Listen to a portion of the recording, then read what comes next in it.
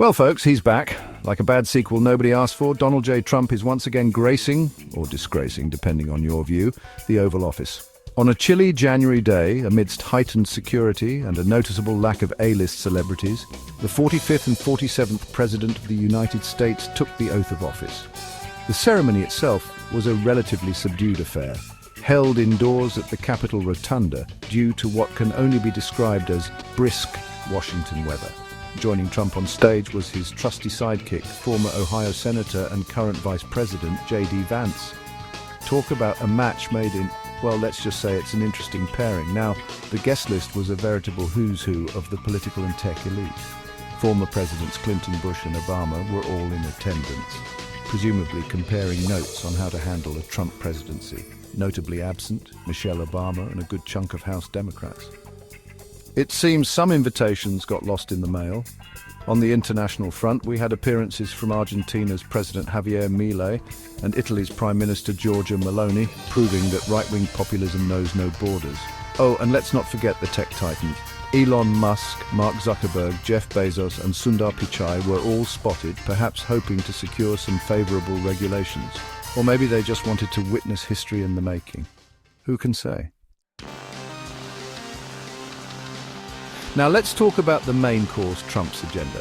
In his inaugural address, he promised a revolution of common sense to restore American greatness. Sounds familiar, right? It's like he's been taking notes from his own greatest hits album. And what better way to kick off this revolution than with a flurry of executive orders? Forget draining the swamp, Trump seems intent on flooding it with red tape. Among his top priorities, immigration, climate change, or rather ignoring it, and dismantling anything that smacks of diversity, equity and inclusion. Oh, and did I mention ending remote work for federal employees? It seems President Trump prefers his employees like he prefers his steaks well done and in the office.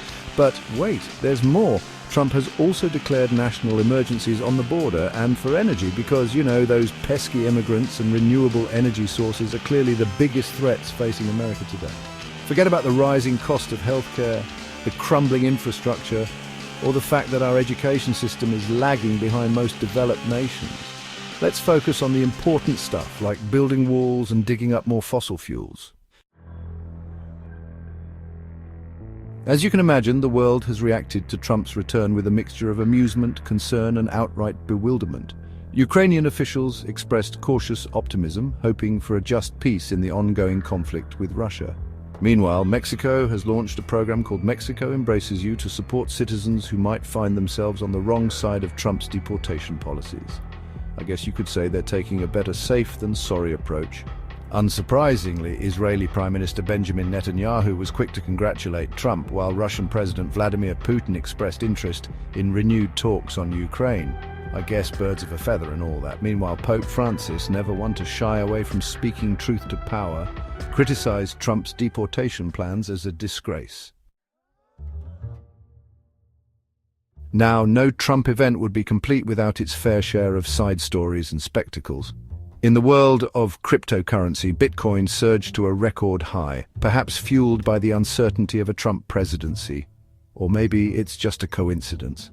Who knows with those digital doodads? Meanwhile, Melania Trump launched her own cryptocurrency, Dollar Melania, while Donald Trump countered with his own meme coin, Dollar Trump. Because when it comes to separating fools from their money, the Trumps are always ahead of the curve.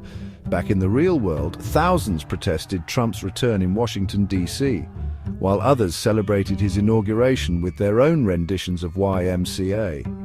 Ah, America, the land of the free and the home of the wildly divided. So there you have it, folks. Donald Trump is back in the White House and the world is holding its breath. What does the future hold for America under his leadership? Honestly, at this point your guess is as good as mine, but one thing's for sure, it's going to be a wild ride. Buckle up, buttercups.